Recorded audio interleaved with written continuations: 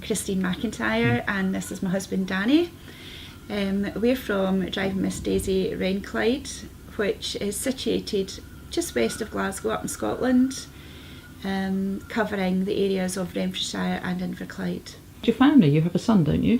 Yeah, we have a son that's currently studying in Edinburgh doing economics.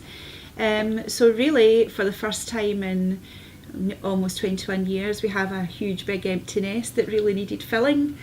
And I would suggest, I'm sure you would agree with me, that going into a new venture together seemed to be the ideal solution to that. Can you tell me just a little bit about your background to give people an idea of where you've come from and how you've ended up at this point, really? Well, we owned a recruitment agency, quite a successful agency, which we had for 25 years. I'm very much involved in the growth of that business, and the opportunity came for us to sell and move on, and just stop and take stock of what we'd achieved in life. The opportunity with Driving Miss Daisy came up, and it was just an absolute perfect fit, because for myself, having worked in the business for so long, I was looking forward to the challenge of doing something new. Also, with Christine's background, it was a perfect fit. So my background, actually 34 years ago today, I started my student nurse training in Glasgow as a psychiatric nurse. Really was there for about 15 years, and then moved on to a new challenge of working within the voluntary sector, looking after people with dementia and their carers. Stayed there for almost 9 years, and then moved into the business with Danny doing care recruitment. We bought over a care agency. Unfortunately, both of my parents developed dementia, so I took a sabbatical from the business to look after them.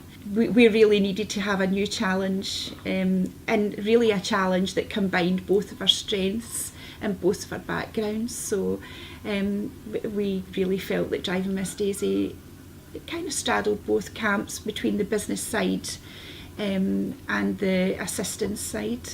So can you tell me something about the franchise that you have bought? Yes, well, I found Driving Miss Daisy when I was looking for business opportunities, just as I would have done in my normal business day.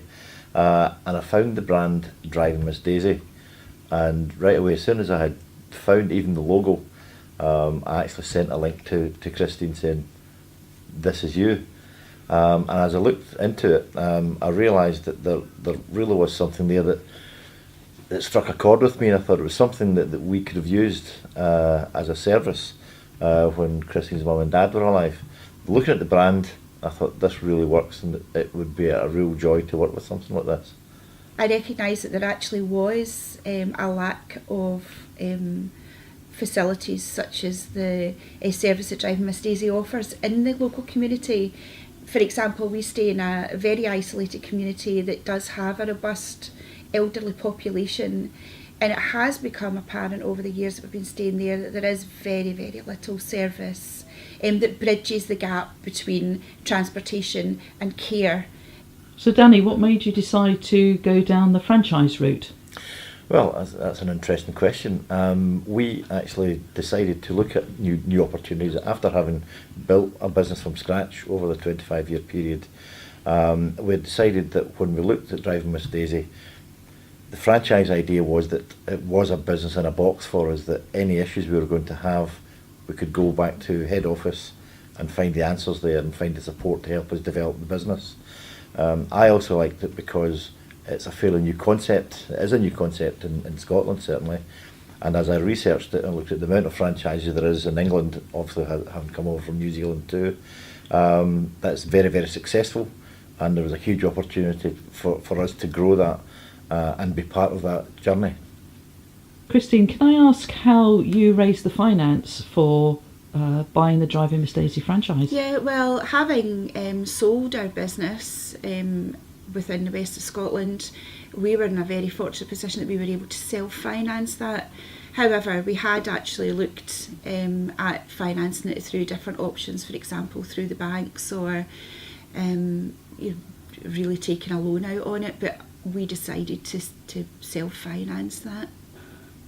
How do you feel about the fact, Danny, that it's not just about buying the franchise that you have to consider when setting up a Driving Miss Daisy franchise, or any franchise come to that?